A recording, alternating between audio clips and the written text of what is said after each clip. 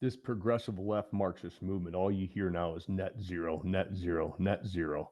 So it's good to see that there is someone over in Australia from Queensland, a senator, calling out this narrative and just how bogus and insane it truly is. So listen in. Direct Deputy President. Well, I know the Prime Minister hasn't been to a petrol station recently. He doesn't seem to know the price of petrol, but I have, and in recent months I know many of Australians have had, and they would have seen that diesel often now is at $2.30 a litre. How is it that everything seems to have gone up in price since we committed to this crazy idea of net zero? Well, the fundamental fact here is if you commit to something like net zero, you're not going to drill for oil.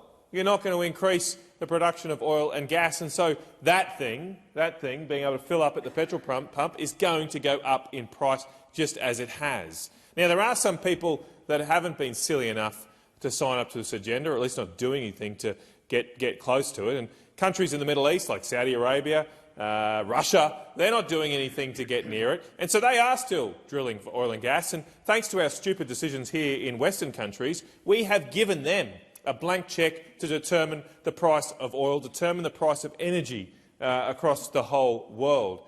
And that is why you're seeing your petrol prices go up, because Saudi Arabia and Russia are restricting supply at the moment. Brent crude oil prices have gone back over $90 for the first time since the height of the Ukraine war. That is happening because we are not taking the decision in the free world to produce our own energy resources, and therefore we're dependent for our basic energy needs on dictatorial and authoritarian regimes. That is what is happening. And the price of energy then influences the price of almost everything, because energy is what pretty much makes everything.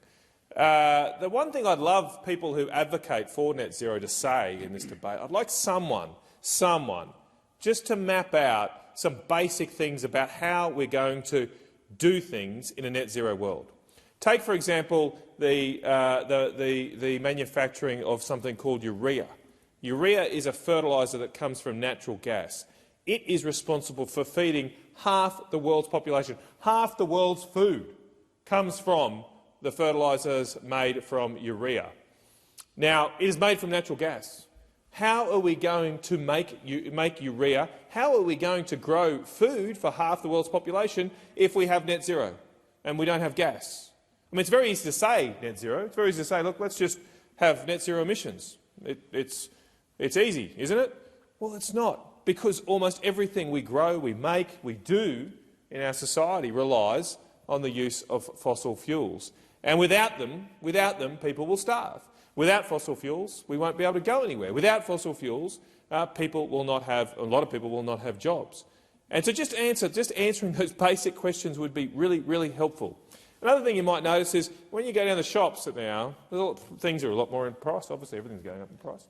But if you have a look, if you really look closely, those food items that require a lot of energy have gone up further in price. So things like milk and cheese, some forms of processed meat, have all gone up further in price because, I mean, cheese, how expensive is cheese these days? It's unbelievable. Again, the Prime Minister probably doesn't realise, but I certainly see it when I'm making some hamburgers for the kids and buying the cheese slices. It's ridiculously expensive. Why? Because those products require a lot of energy. It's a large manufacturing process, a lot of refrigeration to produce dairy products, and so they're going up in price. This is the most crazy policy that any governments have ever adopted. We want to fundamentally change how we make, grow and travel within a generation. 2050, which is what they want to do net zero emissions by, is just 27 years away. And what's happened since the world is, well, like, we're trying to restrict our emissions and push up our costs, but it only really matters, of course, what we do here if other countries do the same, if the rest of the world acts as well. But what's happened since the world signed up to net zero emissions at Glasgow in late 2021? What's happened there since then? Global carbon emissions have gone up. They've gone up, not down. Now ours haven't. We're trying to do the right, well, so-called right thing. But China, India, Russia, as I've already mentioned, they're just laughing all the way to the bank.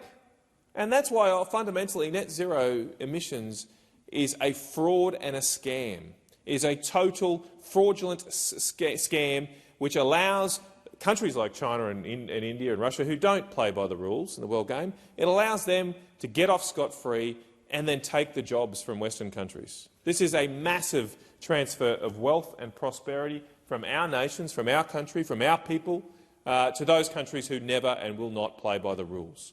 We are absolute mugs to fall for this scam, but we're doing it time and time again. Now, eventually it'll end in tears because they won't be able to reach net zero emissions, and what is going to happen then? People will be very, very angry. Spot on. He's 100% spot on. My goodness gracious, it's finally good to hear some common sense out of these politicians, that's for sure. Net zero, just like he said, is a scam.